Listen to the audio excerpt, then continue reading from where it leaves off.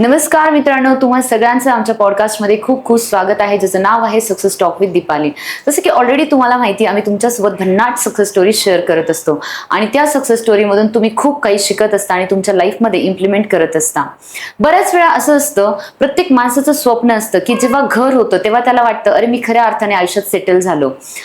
आणि जेव्हा घराचं स्वप्न तो बघतो आणि त्या घरासाठी एफर्ट्स घेतो, मेहनत करतो आणि घराचं जेव्हा स्वप्न पूर्ण होतं, खऱ्या अर्थाने त्याला समाधान लाभतं.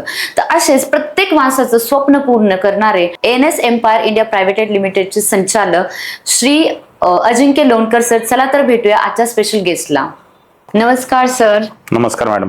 तुमचं आमच्या पॉडकास्टमध्ये खूप खूप स्वागत आहे आणि तुम्ही इथे आलात, खरं तर खूप छान वाटलं. आणि तुम्ही आज तुमच्या बिझनेसमध्ये इतके सक्सेसफुल आहात आणि मला तुमची जर्नी जाणून घ्यायला खूप आवडेल. इनफॅक्ट आपल्या ऑडियन्सला सुद्धा तुमच्याबद्दल जाणून घ्यायला आवडेल. सो मी तुम्हाला रिक्वेस्ट करते की तुम्ही तुमचं एक शॉर्ट इंट्रोडक्शन आपल्या ऑडियन्सला द्या, सो आपण आपलं जे रेग्युलर गोष्टी आहेत त्या स्टार्ट करू. ओके. नमस्कार, माझं नाव अजिंक्य लोणकर. मी actually ANS empire India private limited ही कंपनी चालवतोय गेल्या 8 ते 10 वर्षापासनं पुण्याच्या खराडी लोकेशनमध्ये. माझ्याबद्दल सांगायचं झालं तर मी as a profession IT engineer आहे. माझं इंजिनिअरिंग जे ते मॉडर्न कॉलेज शिवाजीनगरमधनं मी पास आउट आहे. अराउंड 2016-17 मध्ये मी पास आउट आहे. त्याच्यानंतर मी रिअल इस्टेटमध्ये गेले 8 ते 10 वर्षापासून काम करतोय. ओके. सो सर, जसं की तुम्ही सांगितलं, तुम्ही ऑलरेडी IT बॅकग्राऊंडचे आहात, बरोबर, IT इंजिनियर आहात. पण तुमचं रिअल इस्टेटमध्ये येण्याचं जे इन्स्पिरेशन आहे ते काय आहे एक्झॅक्टली? ॲक्च्युली मी जसं 2016-17 पास आउट झालो IT engineering from modern college. त्याच्यानंतर असं खूप प्रयत्न केला ऍक्च्युली की IT मध्ये मन रमवावं, पण असं कधी झालं नाही. ओके. कारण ऍक्च्युली कम्प्युटर सोबत बोलण्यापेक्षा मला माणसांसोबत बोलायला जास्त आवडतं. अरे वा. ऍक्च्युली म्हणजे आमचं सिव्हिल लाईन नाहीये, आम्ही कन्स्ट्रक्शन नाही करत, ऍक्च्युली आम्ही सेल करतो. ओके. म्हणजे आपण प्रॉपर्टी असतात बिल्डर्सच्या, त्या आपण क्लायंट्सला सेल करतो. म्हणजे आमचं एक सेल्स मधला हा प्रोफेशन आहे. बरोबर. ऍक्च्युली आता त्याला चॅनल पार्टनर वगैरे असं तुम्ही ऐकलं असेल. सो सर, तुमचं प्रॉपर लोकेशन कुठे आहे? आमचं तसं मूळ गाव ऍक्च्युली बारामती आहे, पण त्याच्यानंतर आम्ही दौंड आणि नंतर पुण्यामध्ये स्थायिक झालोय. ओके. मग आता तुम्ही ह्या बिझनेस मध्ये किती वर्षापासून आहे? आता या बिझनेस मध्ये गेल्या 8 वर्षापासून मी काम करतोय पुण्यामध्ये. खराडी साईडला आणि बानेर बावधन साईडला, या दोन्ही साईडला पण आम्ही काम करतो. ओके. मग आता तुमच्या जे तुम्ही जसं सांगितलं की तुम्ही पर्टिक्युलरली सेल्स प्रोफेशन मध्ये आहात, सो तुम्ही कुठल्या कुठल्या साईट सध्या हँडल करताय? Okay. As a builder. As a builder. Right. तर आम्ही जर पाहिलं तर पुण्यातल्या ज्या पण top most A grade builder आहेत, जसं की गोदरेज प्रॉपर्टीज आहे, कुमार प्रॉपर्टीज आहेत, VTP आहे, त्याच्यानंतर कोहिनूर ग्रुप आहे, यांच्यासोबत आम्ही काम करतो. नाईस. आणि तुमची किती लोकांची टीम आहे? आता ऍक्च्युली आपले 2 ऑफिसेस आहेत. एक ऑफिस आमचं केशवनगर इथे आहे, तिथं आमची अराउंड 25 लोकांची टीम आहे. आणि दुसरं ऑफिस आमचं वेस्टला बानेर लोकेशनला आहे, तिथे एक 8 ते 10 जणांची टीम आहे. सो आपण सर बघतो की तुम्ही आता रिअल इस्टेट बिझनेस मध्ये आहात, राईट, आणि तुम्ही आज एवढे सक्सेसफुल आहात, तुमची एवढ्या लोकांची टीम आहे, तुम्ही एवढे रिअल इस्टेटचे वेगवेगळे प्रोजेक्ट्स आहेत ते हँडल करताय. पण मला असं वाटतं की सक्सेस होणं इतकं इझी नाहीये. सो तुम्ही जेव्हा या सक्सेसच्या प्रवासामध्ये चालले होते, सो तुम्हाला भरपूर अडचणी आल्या असतील, भरपूर चॅलेंजेसला तुम्हाला सामना करायला लागला. तर मला जाणून घ्यायला आवडेल की तुमच्या आयुष्यात अशा कुठल्या अडचणी आल्या आणि त्याच्यावरती तुम्ही मात केली आणि आज तुम्ही इतके सक्सेसफुल आहात. ऍक्च्युली चॅलेंज खूप जास्त आहेत ऍक्च्युली या पूर्ण जर्नीमध्ये. जर सुरुवातीपासून जर सांगायचं झालं की ऍक्च्युली 2018-19च्या आसपास मी ह्या ऍक्च्युली बिझनेसमध्ये आलो. त्याच्या अगोदर म्हणजे मी पास आउट झाल्यानंतर एक 2-3 ठिकाणी मी जॉब केला होता. बँकिंग मध्ये बजाज फायनान्सला होतो मी, त्याच्यानंतर IDFC फर्स्ट बँक मध्ये होतो, अमेझॉन मध्ये होतो. आणि एक 4-5 महिन्याचा टाइम तर असा होता की त्यात उबर इट्सच्या डिलिव्हरीचं पण काम केलं. अच्छा. हा. फक्त एकच होतं की IT मध्ये नाही जायचं. जे पण करायचंय म्हणजे स्टार्टिंग पासून एक होतं की आपल्याला जे पण आयुष्यात करायचंय ते आपला स्वतःचा बिझनेस करायचा आहे. म्हणजे 10वी-12वीत असल्यापासून एकच डोक्यात होतं की छोट्यातला छोटा असू द्या, पण आपल्याला काहीतरी स्वतःचा बिझनेस करायचा आहे. 2018-19 मध्ये या फील्डमध्ये आल्यानंतर ऍक्च्युली 1 जून 2019ला आम्ही प्रॉप इंडिया नावाने ऍक्च्युली ही फर्म चालू केली होती. नंतर आम्ही हे नाव बदललेलं NS Empire India private limited company केली. तर 1 जून 2019 मध्ये आम्ही स्टार्ट केलं प्रॉप इंडिया नाव ची कंपनी. आणि माझ्यासोबत ऍक्च्युली माझे 2 पार्टनर्स पण होते. Okay. तेव्हापासून आहेत, आतापर्यंत आहेत आणि होप सो अजून पुढे पण राहतील सोबतच. नाईस. तर स्टार्ट केल्यानंतर अराउंड एक 7 ते 8 महिनेच काम केलं आणि त्याच्यानंतर 2020 मार्चला कोरोनाचा फर्स्ट वेव्ह आलता. बरोबर. त्यामुळे मग पूर्ण लॉकडाऊन झाल्यामुळे ते 8 ते 9 महिने परत पूर्ण ऑफिस बंद करावं लागलं. ऍक्च्युली तेव्हा एवढी टीम नव्हती, तेव्हा 4-5च लोक होते. पण एक 8 ते 9 महिन्याच्या या कालावधीमध्ये ऍक्च्युली रेंट पण आमचं ऑफिसचं ते चालूच राहिलं शेवटी. बरोबर. प्लस त्या टाइम मध्ये पण जे पण 4-5 मुलं होते त्यांचं आपण जे पण पेमेंट होतं ते पण आपण त्यांना 8 ते 9 महिने पेमेंट देत राहिलो. तर हा सगळ्यात मोठा पहिला चॅलेंज होता की स्टार्ट केल्यानंतर म्हणजे बिझनेस ग्रो होत नाही तोपर्यंत 7-8 महिन्यामध्ये कोरोना आला होता. बरोबर. आणि नंतर परत स्टार्ट झाल्यानंतर 8-9 महिने काम केलं, परत सेकंड वेव्ह आलती. बरोबर. असं होतं. मग जी करोनाची जर्नी आहे की करोनामध्ये तुम्ही करोनाच्या पिरियड मधून स्वतःला कसं बाहेर काढलं, म्हणजे तुम्ही त्या पिरियडमध्ये भरपूर लॉसही सहन केला असेल, बरोबर? तर त्यातून तुम्ही स्वतःला कसं बाहेर काढलं? ऍक्च्युली जो लॉकडाऊनचा पिरियड होता, जसं मी तुम्हाला सांगितलं की मी स्टार्ट केलं तर 1 जून 2019 मध्ये आणि हार्डली 7 ते 8 महिने झाले होते. त्यामुळं पूर्ण बिझनेस पण माहिती नव्हता ऍक्च्युली त्यावेळेस. बरोबर. आणि एक 7 ते 8 महिन्याचं जे लॉकडाऊन होतं त्याच्यामध्ये ऍक्च्युली घरच्यांचं पण असं प्रेशर होतं की रिअल इस्टेटमध्ये काही फ्युचर नाही दिसत आहे, की आता लोक कोण घर घेणार आहे. लोकांना म्हणजे जीवा मरणाचा प्रश्न होता त्यावेळेस. राईट.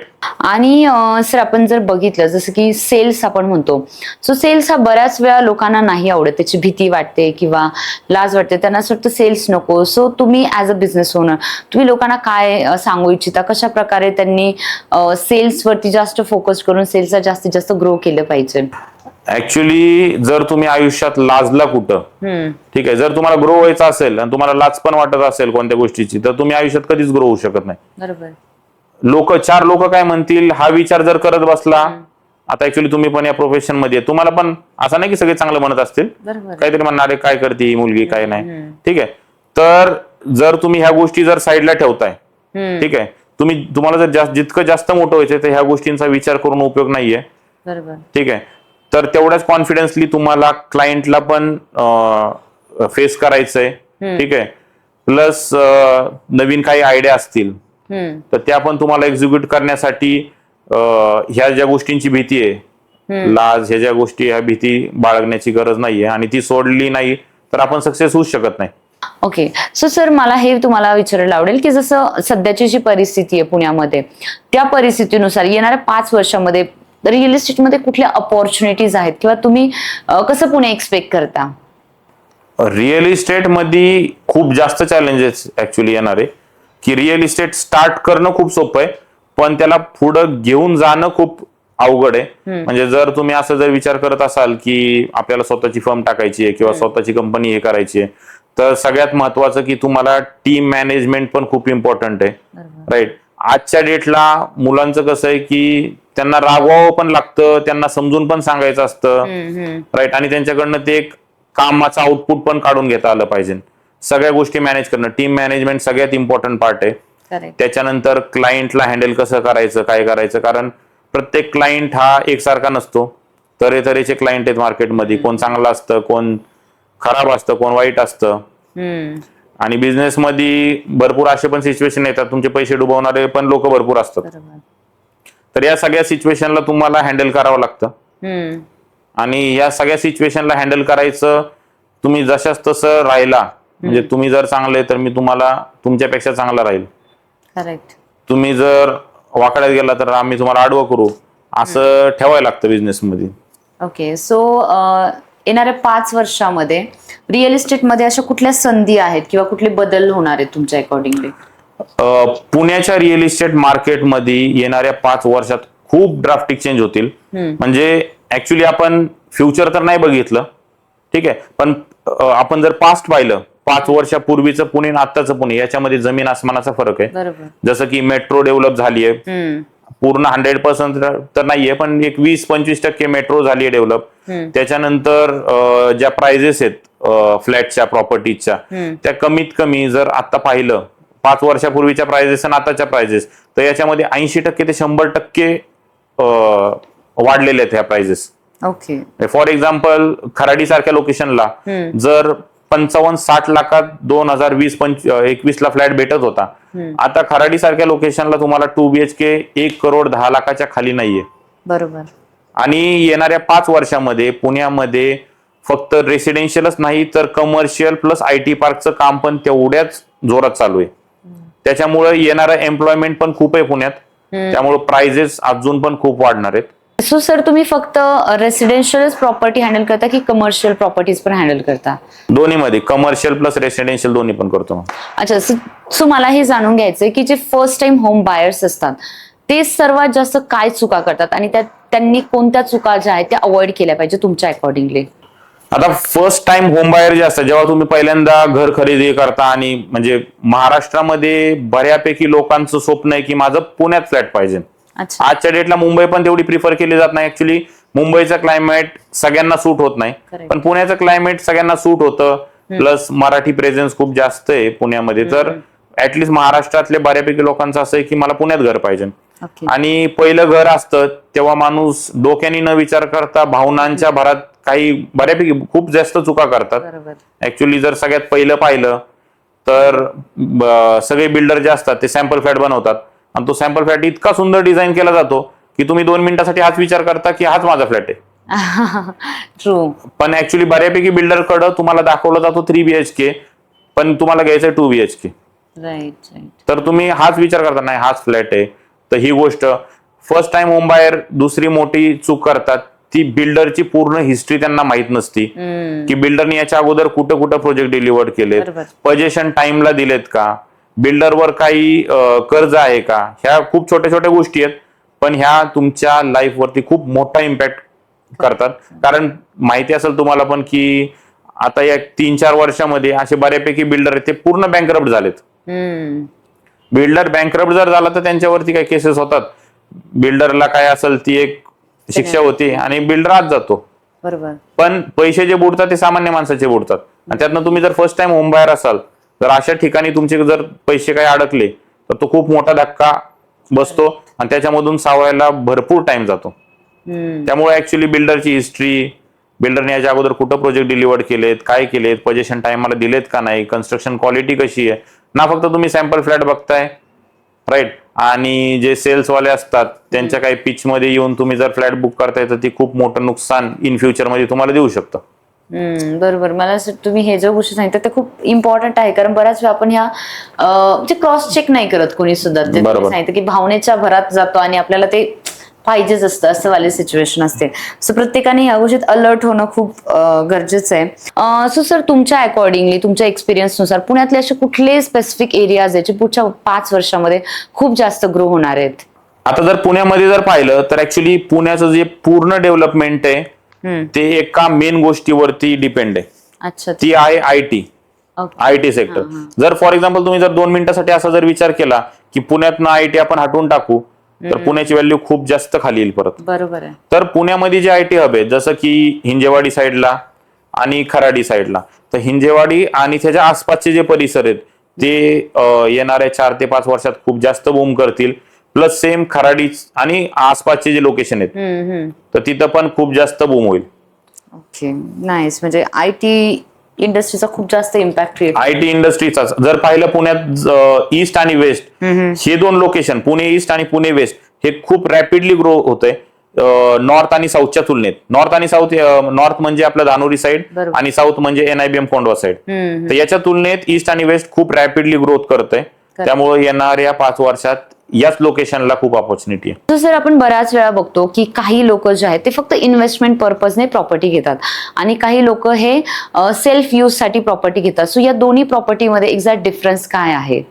ऍक्च्युली जर तुम्ही इन्व्हेस्टमेंट साठी पाहत असाल तर इन्व्हेस्टमेंट हे डेव्हलप लोकेशन मध्ये करण्यापेक्षा तुम्ही डेव्हलपिंग लोकेशन मध्ये केलेलं कधी पण चांगलं. कारण डेव्हलपिंग लोकेशन मध्ये रिसेंटली आत्ताच्या डेटला जर पाहिलं तर रेट कमी असतात as compare to develop location. तर जो तुम्हाला अप्रिशिएशन भेटतं ते डेव्हलपिंग लोकेशन मध्ये जास्त भेटतं रादर दॅन डेव्हलप लोकेशन. आणि जर तुम्ही सेल्फ यूज साठी जर पाहत असाल तर ऑब्व्हियसली कनेक्टिव्हिटी पाहणार, जसं की आता मेट्रो आली आहे, मेट्रो कनेक्टिव्हिटी कुठं काय आहे, ठीक आहे, त्याच्यानुसार तुम्ही डिसिजन घेऊ शकता. आणि सर मला हे जाणून घ्यायचंय की एखादी जर डील क्रॅक करायची आहे, राईट, एखादी डील क्लोज करायची, तर सगळ्यात जास्त काय अडचणींना आपल्याला सामना करावा लागतो? ऍक्च्युली डील क्रॅक करताना खूप जास्त अडचणी असतात. पहिलं तर क्लायंटचं बजेट तुमचं मॅच व्हायला पाहिजे. त्याच्यानंतर क्लायंटचे जे पण एक्सपेक्टेशन असतात, त्यांच्या फॅमिलीचे एक्सपेक्टेशन असतात, ते मॅच व्हायला पाहिजेत. ठीक आहे, या सगळ्या गोष्टी जरी झाल्या तरी ऍक्च्युली क्लायंट तेवढा ताण देत नाही जेवढा त्यासोबत येणारा थर्ड पर्सन ताण देतो. अच्छा. ऍक्च्युली कसं असतं की आता तुम्ही जरी घर घेताय तरी तुम्ही काय करणार, तुमच्या मित्रांना मैत्रिणींना, चल तुम्ही डील केली आहे, तुमचं घर आहे, तुम्हाला थोडा अनुभव असेल, पण होतं काय नक्की, ते आपण म्हणतो ना की चहापेक्षा किटली गरम. तर सेम तशी सिच्युएशन असती. क्लायंट शांत असतो, त्याच्यासोबत येणारा थर्ड पर्सन तो सगळा खेळ करत असतो. तर ऍक्च्युली कसं आहे की जो थर्ड पर्सन आणतो, फॉर एक्झाम्पल मी जरी फ्लॅट घेतोय, मी माझ्या मित्राला नेतोय, अरे तुला माहिती आहे की तू ह्याच्या अगोदर फ्लॅट घेतलाय किंवा प्रॉपर्टी परचेस केली आहे, तुला अनुभव आहे, तर मी त्याला घेऊन जातो. म्हणजे काय, थोडक्यात मी त्याला थोडासा मान देतो. आणि त्याला मानाने जर तिथं नेलं तर तो काहीतरी असं तोंड खोलतो तिथं की जी गोष्ट होऊच शकत नाही. तो असा काहीतरी रेट मागतो की ते होणारच नाहीये. अच्छा. त्याला तर मान दिलाय त्यामुळे त्याला तर बोलणं भागच आहे. पण तो जर तो नॉलेजेबल असेल तर खूप चांगलं आहे. बरोबर. नसेल तर मग जे सेल करतात त्यांचा लॉस आहे. जे ऍक्च्युली जर तो नसेल ना तर ती डीलच होत नाही. मग बरोबर आहे. तो काय करतो की क्लायंटला आपल्यापेक्षा त्याच्या मित्रावरती भरोसा जास्त आहे. आणि तो मित्र फॉर एक्झाम्पल 70 लाखाचा फ्लॅट आहे, तो मित्र मागणार 60 लाखाला, जे की शक्यच नाहीये होणं. शक्यच नाही. बरोबर. तर अशी सिच्युएशन येतात भरपूर. हे खूप काय म्हणतात फनी इन्सिडेंट हे वाले. आणि हे हँडल करणं पण डिफिकल्ट आहे ना सर? कसे हँडल करता हे सिच्युएशन्स? ऍक्च्युली जो थर्ड पर्सन असतो ना, जर आला ना कोणत्या डीलला, तर ऍक्च्युली मी जर कधी डीलला बसलो तर माझा फोकस क्लायंट वरती नसतो, त्याच्यावरतीच असतो. अच्छा. मी त्याला एकदा दोनदा गोडीच सांगतो की सर असं नाही, असं आहे, असं नाही, असं आहे. पण त्यांनी जर नाही ऐकलं, कसं आहे सेल्समध्ये तुम्ही नुसतं क्लायंटला गोडीच सांगून पण जमत नाही प्रत्येक गोष्ट. तर काही गोष्टी तुम्हाला थोड्याशा रफ भाषेत पण सांगाव्या लागतात. तर त्यानुसार त्यांना हेच सांगायचं की तुम्हाला वाटतं का नाही तुमच्या मित्राचं घर व्हायला पाहिजे. तर मेन तो थर्ड पर्सनलाच टार्गेट करायला लागतं आपल्याला पण. बरोबर आहे. त्यांना मॅनिप्युलेट करणं गरजेचं असतं. ऍक्च्युली मॅनिप्युलेट नाही, पण त्यांना त्यांच्या भाषेत उत्तर देणं गरजेचं आहे. ओके. आणि सर बऱ्याच वेळा असं होतं जेव्हा आपण रिअल इस्टेटमध्ये काम करतो तर आपल्याला रोज रिजेक्शनचा सामना करावा लागतो, बरोबर? सो त्या गोष्टींना आपण कसं हँडल करू शकतो? सो कसं ओव्हरकम करायला पाहिजे ह्या गोष्टींना? ऍक्च्युली रिअल इस्टेट मध्ये म्हणजे स्टार्टिंगच्या प्रोसेस पासून रिजेक्शन येतातच. ठीक आहे. आणि प्रत्येक रिअल इस्टेट चॅनल पार्टनरला किंवा ब्रोकरला माहितीच असतं, जेव्हा तुम्ही कॉल करता, फॉर एक्झाम्पल दिवसात तुम्हाला ऍटलिस्ट 300 कॉल डायल करायला लागतात, तेव्हा कुठं तुमचे 100 कॉल उचलले जातात. हे पहिलं रिजेक्शन. तुमचे 200 रिजेक्ट झाले, हे पहिलं रिजेक्शन. त्या 100 मधले 10 लोक तुम्हाला म्हणतील की मला फ्लॅट पाहिजे, मला प्रॉपर्टी पाहिजे. बाकीचे 90 लोक तुम्हाला काय सांगणार, एक तर तुम्ही प्रॉपर्टीचं नाव ऐकलं ते फोन कट करणार. काही तर असे पण असतात ते उलट काहीतरी बोलून जातात मुलांना. तर हे रिजेक्शन आहेत. व्हिजिटला आल्यानंतर आम्हाला ही प्रॉपर्टी नको, ती पाहिजे, ती नको, ही पाहिजे, त्यात पण रिजेक्शन आहेत. हा बिझनेसचा पार्ट आहे, हा होत आलेला आहे, होतोय आणि हे होत राहणार आहे. तर तो आपण यूज टू होणं खूप गरजेचं आहे त्या गोष्टींना. बरोबर. हे काही नवीन नाही असं. म्हणजे त्याला आपल्याला हॅबिच्युअल बनावं लागणार. जेवढं आपण ते सत्य आहे, ते होणारच आहे. होणारच आहे. बरोबर आहे. आणि आपण बऱ्याच वेळा असं पण म्हणतो ना, क्लायंट म्हणजे आपल्यासाठी भगवान, देव. सो ह्या गोष्टीला किती, कारण आज तुम्ही एवढे जर रिअल इस्टेटमध्ये सक्सेसफुल आहे तर डेफिनेटली तुम्ही ह्या सगळ्या गोष्टी कुठे ना कुठे फॉलो केलं, त्यामुळेच इथपर्यंत आले. तर ते कशा पद्धतीने तुम्ही त्या गोष्टीवरती काम केलं? राईट. तर बघा, क्लायंट जसं तुम्ही म्हणलात की क्लायंट तो हमारे लिए भगवानी आहे. ठीक आहे. आमच्यासाठी पण तेच असतं, क्लायंट हा भगवानच असतो. पण कसं आहे, प्रत्येक भगवान सारखा नसतो. राईट. तर प्रत्येक त्याच्यानुसार त्याला डील करणं खूप गरजेचं आहे. ठीक आहे. तर काही असं नाही की खूप काही चांगले नॉलेजेबल क्लायंट पण असतात, भेटतात ते. ठीक आहे. त्यांच्यासोबत डील करायला पण खूप चांगलं वाटतं. आपल्याला पण एक आत्मसॅटिस्फॅक्शन राहतं की नाही यार, आपण कोणाचं तरी चांगलं एखाद्याचं घर होऊन दिलं. कारण त्याच्या मागे त्यांचे इमोशन्स फक्त त्यांचीच नाही तर त्यांच्या फॅमिलीचे. कारण आम्ही पाहिलेले भरपूर वेळा जेव्हा क्लायंट फ्लॅट बुक करतो तर अक्षरशः त्याच्या डोळ्यात पाणी असतं. भरपूर लोकांचं असं असतं की खूप मेहनतीने हे गोष्टी केलेल्या असतात त्यांनी. ठीक आहे. पण काही कसं असतं, नाण्याला 2 बाजू असतात, तसे दुसऱ्या साईडचे पण असतात. काय काय खूप नमुने पण भेटतात, काय काय तर असे टाइमपास करायला पण येतात. अच्छा. बरोबर आहे. It's a part of business. तेच आहे. है ना. ओके, सो सर आजपर्यंतच्या तुमच्या एंटायर प्रवासामध्ये सगळ्यात मेमोरेबल क्लायंट असा कोण आहे तुमच्यासाठी? ऍक्च्युली एक क्लायंट होता, तर त्यांना खराडीच्या प्रॉपर्टी बघायच्या होत्या. ठीक आहे, अजून पण टच मध्ये माझे ते क्लायंट. तर ते राहायला होते वाकडला. तर त्यांनी ऍक्च्युली आम्ही कॅब फॅसिलिटी पण प्रोव्हाइड करतो क्लायंट्सला. राईट. तर त्या क्लायंटनी काय सांगितलं की तुम्ही कॅब करा, मला वाकडवरनं मी खराडीला प्रोजेक्ट बघायला येतो. तर त्याला आमच्या सेल्स टीमनी मग कॅब पण केली वाकडवरनं, आणि तो आला चंदननगर पर्यंत. तो आला ऍक्च्युली, आणि चंदननगर मध्ये त्यांनी कॅबवाल्याला थांबवलं की तुम्ही 1-2 मिनिटं थांबा काका, मी मेडिकल मधनं येतो. एकटाच होता तो गाडीत आलेला.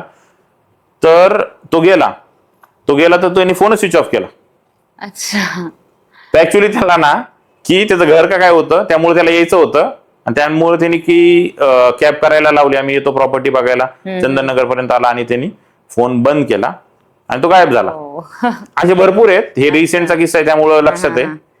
अच्छा. Okay sir, say for example उद्या जर तुम्हाला सगळं काही पुन्हा शून्यातून सुरू करावं लागलं, 0 पासून सुरू करावं लागलं, सो तुम्ही सगळ्यात आधी काय कराल? कशा पद्धतीने तुम्ही सुरुवात कराल?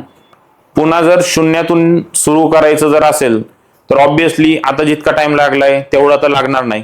म्हणजे एक उदाहरण सांगायचं जर झालं तर आपली कार जर पंक्चर झाली तर फर्स्ट टाइम आपण जर स्टेपनी बदलायची असेल तर तुम्ही कुणाला तरी विचारताल की जॅक कसा लावायचा, स्टेपनी कशी बदलायची, चाक कसं काढायचं. ठीक आहे, फर्स्ट टाइम तुम्हाला थोडासा वेळ लागेल, तुम्हाला ती एक हार्ड सिच्युएशन असेल. पण सेकंड टाइम जर तुमची पंक्चर परत जर कार झाली तर तेवढा टाइम लागणार आहे का तुम्हाला? डेफिनेटली नाही. तर त्या गोष्टींमधून आपण ऑलरेडी गेलोय, 0 पासून आपण गेलेलो आहे. त्याच्यामुळं परत जर 0 मध्ये पण नेलं तरी एवढा वेळ नाही लागणार. म्हणजे जी गोष्ट एक 7 ते 8 वर्षात अचीव्ह केली ती परत 1-2 वर्षामध्ये आपण अचीव्ह करू शकतो. Okay, nice. मला असं वाटतं हा बिझनेसमध्ये ऍटिट्यूड पण खूप गरजेचं आहे, कारण कधी पण अप अँड डाऊन येऊ शकतात आणि आपल्याला त्या सिच्युएशन साठी रेडी राहणं गरजेचं आहे. एक्झॅक्टली. ओके, सो सर तुमच्या अकॉर्डिंगली रिअल इस्टेट मध्ये जर एखाद्याला यशस्वी व्हायचं असेल तर त्याचं खरं सिक्रेट काय आहे? रिअल इस्टेट मध्ये यशस्वी होण्याचं एकच सिक्रेट राहील की तुमच्यात पेशन्स पाहिजे, कन्सिस्टन्सी पाहिजे. कोणतेही प्रॉब्लेम जर आले तर हार न मानून त्याला फेस करता आलं पाहिजे तुम्हाला. ओके. बाकी हे काय असं काय एवढं असं सायन्स नाहीये सेल्स म्हणजे. ठीक आहे, जी पण गोष्ट आहे ती स्पष्ट बोलणं खूप इम्पॉर्टंट आहे. ओके, सो सर आज आपण जर बघितलं भरपूर जी आजची युवा पिढी आहे त्यांना रिअल इस्टेट मध्ये यायचंय किंवा त्यांना एक बिझनेस मध्ये यायचंय, सो अशा तरुण पिढीला तुम्ही काय संदेश देऊ इच्छिता? रिअल इस्टेट हे खूप चांगलं फील्ड आहे ऍक्च्युली, आणि फास्टेस्ट ग्रोईंग फील्ड आहे. येत्या 5 वर्षात जसं पुण्यामध्ये पण खूप ऑपॉर्च्युनिटी आहे रिअल इस्टेट मार्केटला, तर याच्यामध्ये भरपूर लोक येऊ शकतात. ते त्यांचं चांगलं करिअर बनवू शकतात. पण सगळ्यात इम्पॉर्टंट हेच आहे की तुम्हाला टिकून राहणं इम्पॉर्टंट आहे. ठीक आहे, प्रत्येक दिवस तुम्हाला सारखा येणार नाहीये. ठीक आहे, प्रत्येक महिन्यात तुमच्या डील होतील हे पण फिक्स नाहीये.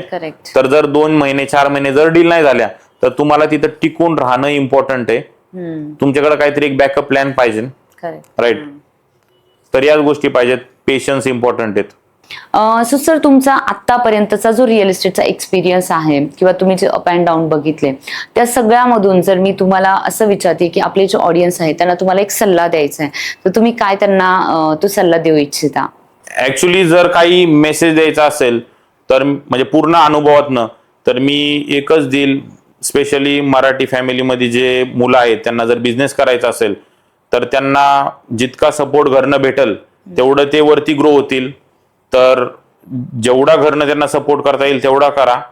ठीक आहे, जरी पण थोडेफार ते फेल झाले तरी पण त्यातनं वरती यायला पाहिजेत ते. करेक्ट. आणि मला असं वाटतं आपल्या मराठी फॅमिलीमध्ये सपोर्टच सगळ्यात महत्वाची गोष्ट आहे. तुम्ही इनिशियली सांगितलं की जे अदर बॅकग्राऊंड म्हणजे मारवाडी असेल किंवा त्यांच्यामध्ये ते बॅकग्राऊंड सेटच असतं. आपल्या इथे नसतं आणि आपल्या इथे तेवढा फ्रँकली सपोर्ट होत नाही होत. आणि तो जर सपोर्ट असेल तर प्रत्येक आजचा म्हणजे महाराष्ट्राचा प्रत्येक पर्सन एक सक्सेसफुल बिझनेसमॅन होऊ शकतो. कारण कोणताही तुम्ही बिझनेस करा, जर तुम्हाला फॅमिलीचा जर सपोर्ट असेल ना तर तुम्ही किती अडचणी येऊ दे तुमच्या लाईफमध्ये तुम्ही एकदम स्थिर राहू शकता. तुमचं म्हणजे फॉर एक्झाम्पल असं सांगायचं झालं तर जर तुमचा एक हात फॅमिलीने होल्ड करून ठेवला तर तुमच्या दुसऱ्या हाताने तुम्ही अख्ख्या जगासोबत लढू शकता. पण तो एक हात धरून ठेवणं फॅमिलीनी लय इम्पॉर्टंट आहे. राईट.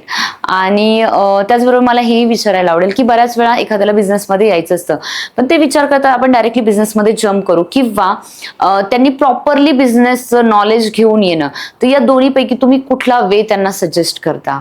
ऍक्च्युली जर बिझनेस स्वतः 0 पासून स्टार्ट केला, ठीक आहे, तर त्याचं इम्पॉर्टन्स जास्त राहतं.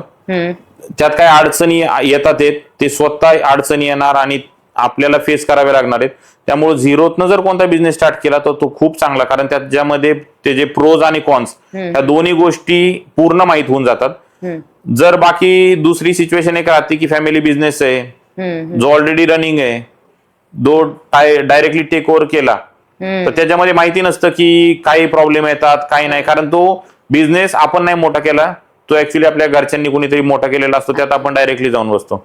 जर आपण 0 पासून स्टार्ट केलं तर जसं तुम्ही विचारलं की तुम्ही परत 0 वर गेला तर किती वेळ लागेल, वर्ष 2 वर्षात परत एवढंच करू शकतो आम्ही. बरोबर, ती जर्नी इझी झाली. राईट. ओके. सो सर, तुम्ही आज एवढ्या लोकांचं स्वप्न पूर्ण करताय, घराचं स्वप्न, बरोबर? सो तुमच्या अशा क्लायंटच्या सक्सेस स्टोरी जर तुम्हाला ऑडियन्स सोबत शेअर करायला आवडेल? खूप आहेत ऍक्च्युली. घर हे म्हणजे अन्न वस्त्र निवारा, त्याच्यामधलं एक बेसिक नीड आहे निवारा. बरोबर. आणि खूप चांगलं वाटतं ऍक्च्युली जेव्हा कोणाचंही घर होतं. ऍक्च्युली पुण्यामध्ये जर कोणाचं फर्स्ट होम असेल तर आम्ही पाहतो की फक्त हजबंड वाईफच नाही, त्यांचे गावाकडनं पूर्ण फॅमिली येतात. ठीक आहे, आई वडील असतात, त्यांचे भाऊ बहिणी सगळे येतात. ठीक आहे, आणि ते जेव्हा ते इमोशनल सिच्युएशन असती घर बुक करताना, आणि भरपूर वेळेस जे मुलं पुण्यात घर घेतात तर त्यांच्या आई वडिलांच्या डोळ्यात अक्षरशः पाणी असतं. बरोबर आहे. तर तेव्हा असं कुठेतरी वाटतं की खरंच आपण काहीतरी चांगलं काम करतोय. म्हणजे कुणाचं असं फसवा फसवीचं काम न करताय, एक कुणाच्या तरी जर्नीमध्ये आपण सपोर्ट करतोय फक्त. करेक्ट. ओके. मग तुम्ही जेव्हा त्यांच्या हातात त्यांच्या घराची चावी देता, त्यांच्या चेहऱ्यावरचा आनंद कसा असतो त्यावेळेस? खूप जास्त ते ऍक्च्युली एक्सप्रेस करू शकत नाही, कारण त्यांच्यासाठी पण इमोशनल सिच्युएशन असती ती, आणि आपल्यासाठी पण ती इमोशनल असती. राईट. की ऍक्च्युली कसं आहे की घर त्यांचं होणार आहे, EMI पण तेच भरणार आहे, सगळ्या गोष्टी तर तेच करणार आहेत, फक्त की आपण त्यांच्या एक पार्ट ऑफ द त्यांच्या सक्सेस स्टोरी मधला आपण एक पार्ट आहे. ते एक चांगलं वाटतं आपल्याला पण की चला आपण काहीतरी चांगलं करतोय, की लोकांना हेल्प करतोय, आपल्याकडे नॉलेज जे आहे रिअल इस्टेटचं ते आपण शेअर करतोय आणि त्यांना एक चांगलं घर घेण्यासाठी त्यांना मदत करतोय. हे खूप एक चांगला फील वाटतो आतनं. बरोबर. आणि जर एखाद्याला प्रॉपर्टी घ्यायची असेल तर त्याने कुठल्या गोष्टींवरती फोकस केला पाहिजे, कोणत्या गोष्टी कन्सिडर केल्या पाहिजे? ऍक्च्युली जसं सांगितलं की सगळ्यात महत्वाचं लोकेशन इम्पॉर्टंट आहे, की ते कुठं प्रॉपर्टी घेतात ते, त्या लोकेशनचं फ्युचर काय आहे, की नवीन कोणती कनेक्टिव्हिटी होणार आहे का, कोणतं नवीन IT पार्क साईडला येत आहे का, ह्या गोष्टी त्यांना माहिती पाहिजेत. ठीक आहे. त्याच्यानंतर ज्या पण बिल्डरकडं तो फ्लॅट घेतोय, प्रॉपर्टी घेतोय, तर त्या बिल्डरचे ऍटलीस्ट 2 ते 3 डिलिव्हर्ड प्रोजेक्ट त्यांनी पाहायला पाहिजेत. त्या बिल्डरची पूर्ण हिस्ट्री माहिती पाहिजे त्यांना, त्यांच्यावरती काही फंडिंग आहे का, लोन आहे का, बिल्डर बँकरप्ट तर नाहीये ना. तर ह्या सगळ्या गोष्टी कस्टमरला माहिती पाहिजेत. आणि ऍक्च्युली क्लायंटला इन अँड आउट तेवढं माहिती नसतं, पण जे पण चॅनल पार्टनर थ्रू ते जातात तिथं ऍक्च्युली, तर एक योग्य चॅनल पार्टनर, बिल्डर निवडणं तर चांगलंच आहे, पण योग्य चॅनल पार्टनर निवडणं पण खूप गरजेचं आहे. बरोबर. जो की वेल नॉलेज असेल, त्याला मार्केटचं पूर्ण माहिती असेल. ठीक आहे, कारण रिअल इस्टेट हे असं क्षेत्र झालेलं आहे आता की ज्याला कुणाला जॉब नाहीये ना तो रिअल इस्टेट मध्ये येतो. तर तुम्ही एक एक्सपिरियन्स माणसासोबत डील केलेली कधी पण चांगली आहे, त्याचा तेवढा कनेक्ट पण चांगला असतो, कॉन्टॅक्ट पण चांगले असतात बिल्डर सोबत, त्यामुळं रेट निगोशिएशन मध्ये वगैरे त्यांना एक चांगला फायदा होतो. जर नवीन कोण असेल तर त्यांचा तेवढा कनेक्ट नसतो बिल्डर सोबत पण, त्यामुळं काय आहे की रेट निगोशिएशन, बिल्डरची हिस्ट्री, अगोदरचे डिलिव्हर्ड प्रोजेक्ट, या गोष्टी चॅनल पार्टनरलाच माहिती नसतात, तो क्लायंटला काय सांगणार आहे. तर तुम्ही बिल्डरच नाही तर चॅनल पार्टनर कोणता चूज करता हे पण खूप इम्पॉर्टंट आहे. Okay. So sir, say for example एखाद्याला घर विकत घ्यायचंय, बरोबर, मग त्यांनी बिल्डर कडून विकत घ्यायला पाहिजे की चॅनल पार्टनर कडून? हे बघा, तुम्ही बिल्डर थ्रू गेला किंवा चॅनल पार्टनर थ्रू गेला, जो तुम्हाला बॉटम रेट असतो तो फिक्स असतो. फॉर एक्झाम्पल साठी एक सांगतो की 70 लाख ही कोटिंग प्राइस आहे आणि 62 लाख हा बॉटम रेट आहे. तुम्ही बिल्डर थ्रू डायरेक्ट गेला तरी 62 लाख हा बॉटम रेट आहे आणि चॅनल पार्टनर थ्रू गेला तरी 62 लॅक्स हा बॉटम रेट आहे. पण हा बॉटम रेट तुम्हाला माहिती नाहीये की बिल्डर कितीपर्यंत निगोशिएट करतो. कोणता बिल्डर आहे, काही बिल्डर आहेत ते 2-3 लाख रुपये निगोशिएट करतात, काही बिल्डर 10 लाख निगोशिएट करतात, काही असे पण बिल्डर आहेत जे काहीच निगोशिएशन नाही करत. अच्छा. ही आयडिया क्लायंटला माहिती नसती, ही आयडिया चॅनल पार्टनरला माहिती असते, कारण ते कंटिन्युअसली तिथं डील करतात. त्यांना माहिती असतं की फॉर एक्झाम्पल गोदरेज हा बिल्डर आहे तो किती निगोशिएट करतो, व्हीटीपी हा बिल्डर आहे तो किती निगोशिएट करतो, कुमार प्रॉपर्टीज आहे ते किती निगोशिएट करतात, बॉटम रेट माहिती असतो. तर सगळ्यात महत्वाचं की तुम्हाला रेटमध्ये खूप फायदा होतो. फॉर एक्झाम्पल जसं सांगितलं की 70 लाखाची प्रॉपर्टी आहे, 62 हा बॉटम रेट आहे. तुम्ही डायरेक्ट जर गेला आणि जर त्यांनी फॉर एक्झाम्पल 64 लॅक्सला तुम्हाला फ्लॅट दिला, तर तुम्हाला आनंद काय वाटेल की चला माझे 6 लाख रुपये त्यांनी कमी केले, म्हणजे 64 लाखाला तुम्हाला दिला. पण ऍक्च्युअली बॉटम रेट 62 लॅक्स आहे, तुम्हाला 6 लाख कमी नाही केले, 2 लाख महाग फ्लॅट दिले. पण जे तुम्ही चॅनल पार्टनर थ्रू जर गेला तर तुम्हाला एक प्रॉपर बॉटम रेटची आयडिया तुम्हाला चॅनल पार्टनर कडनं भेटते आणि तो बॉटम रेट तुम्हाला भेटतो. दुसरी गोष्ट, जर तुम्ही कोणती प्रॉपर्टी सिलेक्ट केली एनिवेअर इन पुणे कोणत्याही लोकेशनला, तर त्याच्या कंपॅरिझन मध्ये तो चॅनल पार्टनर ऍटलिस्ट तुम्हाला 3 ते 4 ऑप्शन दाखवतो. बरोबर. की तुम्ही सर ही प्रॉपर्टी पाहिली तर ह्याच्यासोबत एक 2-3 ऑप्शन पहा, म्हणजे तुम्हाला कम्पेअर करायला सोपं पडेल. तर एक फॉर एक्झाम्पल तुमच्याकडे एक व्हरायटी होती, करेक्ट, एक सिंगल प्रोजेक्ट न असता तुमच्याकडे 4 ते 5 प्रोजेक्टचा एक बुफे होतो, त्याच्यामधनं तुम्हाला एक सिलेक्ट करायचा, तो एक प्लस पॉइंट होतो तुम्हाला. त्याच्यानंतर इन अँड आउट सगळ्या प्रोसेसमध्ये चॅनल पार्टनर तुमच्या सोबत असतो. फ्लॅट दाखवण्यापासून फ्लॅट सिलेक्ट करण्यापर्यंत, तुम्ही फ्लॅट सिलेक्ट केल्यानंतर तिथं डील क्रॅक करण्यात पण तो चॅनल पार्टनर तुमच्या सोबत असतो. त्याच्यानंतर लोन प्रोसेस मध्ये पण ते असतात, म्हणजे तुमच्या घराची चावी देतपर्यंत तो चॅनल पार्टनर तुमच्या सोबत असतो. या सिच्युएशन मध्ये काही अडचण आली तुम्हाला तरी तुम्ही चॅनल पार्टनर थ्रू ती सॉल्व्ह करू शकता. ओके सर, जे चॅनल पार्टनर असतात, चॅनल पार्टनर आणि ब्रोकरेज या दोन्हीमध्ये डिफरन्स काय आहे? ऍक्च्युली चॅनल पार्टनर आणि ब्रोकर मध्ये सगळ्यात मोठा डिफरन्स हाच आहे की ब्रोकर क्लायंट कडनं ब्रोकरेज घेतो. अच्छा. आणि चॅनल पार्टनर क्लायंट कडनं ब्रोकरेज घेत नाही. त्यांचं फक्त बिल्डर कडनं जे पण ब्रोकरेज असतं, जो पण पे आउट असतो तो बिल्डर कडनं असतो, आणि ब्रोकर ते दोघांकडनं घेतो, क्लायंट कडून पण घेतो आणि बिल्डर कडनं पण घेतो. हा सगळ्यात मोठा डिफरन्स आहे चॅनल पार्टनर मध्ये आणि ब्रोकर मध्ये. प्लस चॅनल पार्टनर यांचा स्वतःचा रेरा असल्याशिवाय ते काम करू शकत नाहीत. प्लस चॅनल पार्टनरला पण रेराची एक्झाम पास आउट केल्याशिवाय काम करता येत नाही. रेराची पण एक्झाम असती, ती पास आउट केल्यानंतर तुमचा रेरा नंबर निघतो. तर ब्रोकरला अशी कोणती गोष्ट करावी नाही लागत, तो डायरेक्टली ब्रोकरचा बिझनेस स्टार्ट करू शकतो. ओके, सो सर आता आपण रॅपिड फायर राऊंड घेणार आहे. मी तुम्हाला काही क्वेश्चन विचारेल, सो तुम्हाला दोन्हीपैकी एक चूज करायचंय. ओके, टी और कॉफी? Always T. का? कारण आमच्या प्रोफेशन मध्ये कंटिन्यू चहा प्यावाच लागतो, क्लायंट सोबत, कधी बिल्डर सोबत, कधी सेल्स टीम सोबत. अच्छा. आणि एका चहावरती करोडोची डील क्रॅक होती, त्यामुळं ऑलवेज टी. अरे वा, नाईस. ओके, साइट विजिट और office work? Always site visit. का बरं? साइट विजिटला actual client face to face भेटतो, तो एक चांगले हे असतं की आपण क्लायंटला फ्लॅट दाखवतोय, त्यांच्यासोबत कन्व्हर्सेशन होतं. ऑफिसमध्ये बसून तसं काही नाही, त्यामुळे साइट विजिट. अच्छा, जसं तुम्ही स्टार्टिंगला सांगितलं तुम्हाला माणसांसोबत जास्त बोलायला आवडतं रादर दॅन कम्प्युटर पीसी सोबत, त्यामुळे site visit. Nice. Okay, so luxury apartment की विला? Luxury apartment.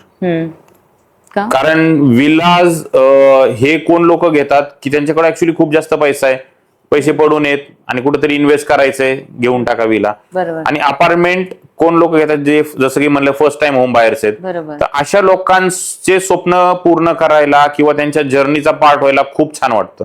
ऍक्च्युली त्यात 2 पैसे कमी भेटतात पण खूप चांगलं वाटतं, तो आशीर्वाद जास्त भेटतो त्याच्यामध्ये. पैसे कमी भेटतात पण आशीर्वाद जास्त भेटतो. बरोबर, आशीर्वाद, समाधान. नाईस. ओके, सेल्स की मार्केटिंग? सेल्स. अच्छा, तुला सेल्स आवडतो? सेल्स. का? सेम, लोकांसोबत बोलायला आवडतं त्याच्यामुळे. बऱ्याच वेळा आपण असं, जसं मी विचारला पण होता क्वेश्चन, की सेल्स मध्ये लोकांना भीती वाटते, त्यांना असं वाटतं नको सेल्स नको, आणि तुम्हाला सेल्सचे प्रोफेशन आवडतं. राईट. आता ती जी भीती होती ती संपली आहे, आता काही भीती नाही राहिलेली. ओके, सो तुमचा असं काही एक्सपिरियन्स आहे का सेल्सचा, की एकदम इनिशियल डेज मध्ये?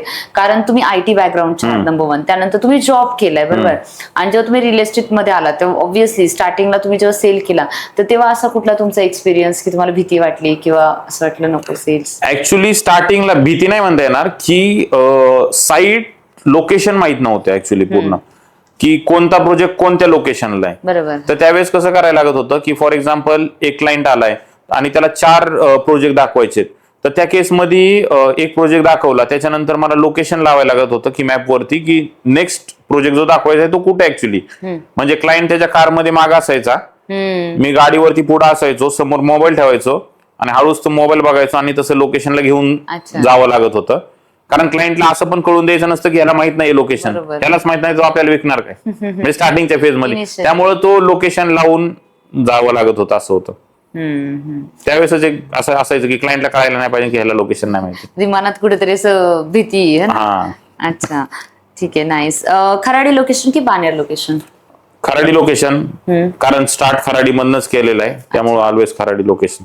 नाईस. आणि फर्स्ट होम की investment property? First home buyers. अच्छा. जसं मी तुम्हाला सांगितलं की इन्व्हेस्टर लोकांना तेवढं इमोशन टच नसतो त्या प्रॉपर्टी सोबत, पण फर्स्ट होम बायरला खूप जास्त इमोशनल टच असतो आणि we love to be part of the journey. Nice nice. Okay. आणि तुमच्या आयुष्यातलं बिगेस्ट मोटिवेशन काय आहे? बिगेस्ट मोटिवेशन माझे वडील. वाव. कारण त्यांनी पण खूप जास्त अचीव केलंय त्यांच्या लाईफमध्ये. त्यांनी 0 मधनं खूप जास्त अचीव केलंय आणि मला ऍक्च्युली खूप भेटलेलं आहे, त्यातनं मला थोडं पुढे अचीव करायचंय बस. म्हणजे 0 to 100 त्यांनी केलंय, हे 100 टाइम्स त्यांनी केलेलं आहे, तर मला फक्त त्याचं 10 टाइम्स करायचं, म्हणजे 1000 करायचे. ग्रेट, खूप छान. आणि 1 वर्ड फॉर सक्सेस? कन्सिस्टन्सी आणि पेशन्स. वाव. सो सर, तुम्ही ज्या सगळ्या गोष्टी शेअर केल्या, तुमचा एक्सपिरियन्स, त्यानंतर तुमच्या आयुष्यातले चॅलेंजेस आणि अशा भरपूर गोष्टी ज्या इव्हन आपल्या ऑडियन्सला सुद्धा आवडतील. जर कुणाला या प्रोफेशनमध्ये यायचं, स्पेसिफिकली रिअल इस्टेटमध्ये, तर त्यांनी काय करायला पाहिजे, कशा पद्धतीने या सगळ्या चॅलेंजेसला ओव्हरकम करायला पाहिजे, या सगळ्यावरती तुम्ही खूप छान गोष्टी शेअर केल्या. थँक्यू सो मच, तुम्ही इथे आलात आणि तुमचे सगळे जे एक्सपिरियन्स आहेत ते शेअर केले. So thank you so much sir. Thank you ma'am. So मित्रांनो, तुम्हाला सुद्धा जर आजचा व्हिडिओ आवडला असेल तर आमच्या व्हिडिओला लाईक, शेअर, कमेंट जरूर करा आणि असेच नवनवीन व्हिडिओ पाहण्यासाठी आमच्या चॅनलला सबस्क्राईब करा आणि हा व्हिडिओ जास्तीत जास्त लोकांपर्यंत शेअर करा. आणि जे ऑडियन्स ज्यांना खरंच आपल्या घराचं स्वप्न पूर्ण करायचंय, पुण्यासारख्या ठिकाणी तुमची पण इच्छा आहे की आमचं सुद्धा सुंदर असं घर असावं, तर तुम्ही डेफिनेटली सरांना रीच आउट करा, त्याच्या टीमला कॉल करा, ते तुमचं स्वप्न पूर्ण करतील. So thank you so much for watching.